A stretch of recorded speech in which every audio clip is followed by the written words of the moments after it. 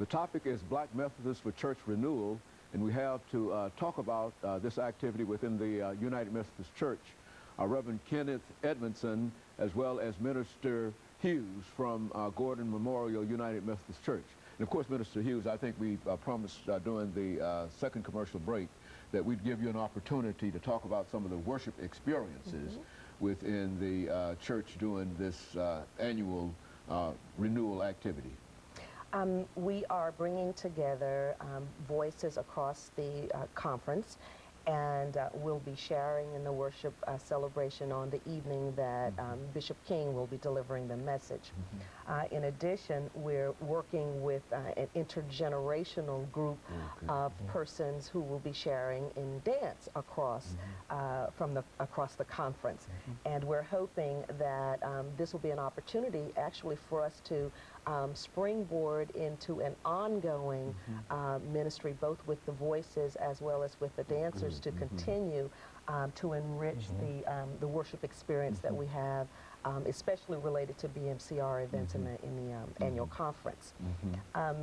It allows us to reemphasize many of, I think, some of the core values of the organization, of the caucus, and that is the mentoring, the cross-generational links between persons from children to our seniors, and that remains a key part of how we function as a community.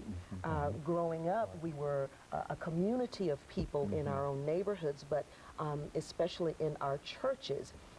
That family, collegial fellowship time together allowed us to be able to learn more about our heritage, what our responsibilities are to perpetuate the leadership and the foundation laid by those who went before us.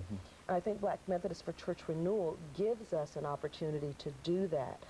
The training focuses on communications needs of our churches, the leadership development needs, spiritual formation, and helps us be able to provide educational resources, worship resources, and experiences that say to our young people, we are unique, we are valued for that uniqueness, we have a variety of gifts, and this particular type setting gives us an opportunity not only to demonstrate the value of our unique gifts, but to bring persons together who have different worship experiences.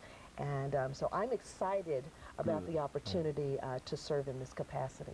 I would imagine, Reverend Edmondson, that this whole activity has increased the awareness of the conference, the general conference, in reference to this. I think, as she indicated earlier, that some of the worship experiences of the African American church are generally a part of the conference. And I thought, as she talked about that, of the efforts made by your own church and some of the things that we've read in the newspaper and et cetera, in terms of bringing that kind of music into the general conference and et cetera. Why don't you speak to that as an activity? I think that, that your church is known really for that kind of activity. Yes, thank you, Dr. Haney. Gordon Memorial has a reputation for having a very strong worship and music experience under the leadership of Barbara Thomas, who has celebrated 50 years in music ministry. We have been able to provide a repertoire that's inclusive of anthems, spirituals, gospel music, contemporary music, and been able to blend that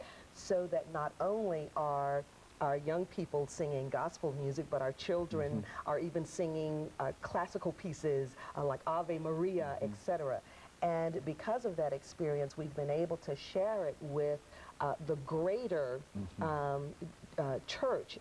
I'm pleased that several years ago, our chancel choir sang at the opening of Africa University, and we did that